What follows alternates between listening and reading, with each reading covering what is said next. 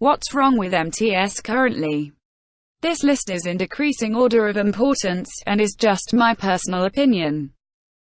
ARB Stack Size, compared to small tribes, which is meant for hardcore PvP as well, soaking on MTS takes more than double the time, with only about half the players to do so. Yes, we get better lines faster, but we also get bullets faster due to the increased rates. Decreasing ARB stack sizes to 100 as official, would not affect smaller tribes, only bigger ones, and would punish cave building, as you can fit less turrets. S+ item collectors, so this is actually an intended hit to gachas, instead of the item collectors themselves. Removing item collectors would make gachas much less viable, without completely removing them, and fucking all aberration players. You would still be able to get element or resources, but you would have to spend a lot more time to do so. Personally, I think it's a better choice than to remove gachas altogether, but something needs to be done. No collision. Although it's really nice for building, it allows bases to be put in completely bullshit locations, bordering on unrideable, especially on center and extinction. Having no collision on would also make it harder to mesh, as you can practically place a foundation and beds everywhere at the moment.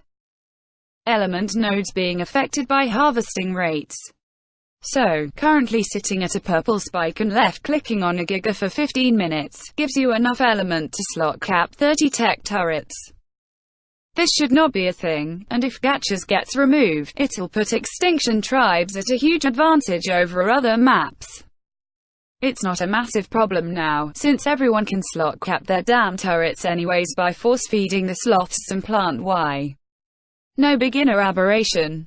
So the idea of beginner servers are for newer people to be able to catch up with main cluster, which is not possible without large amounts of metal. Not having aberration on beginners is completely backwards in my mind.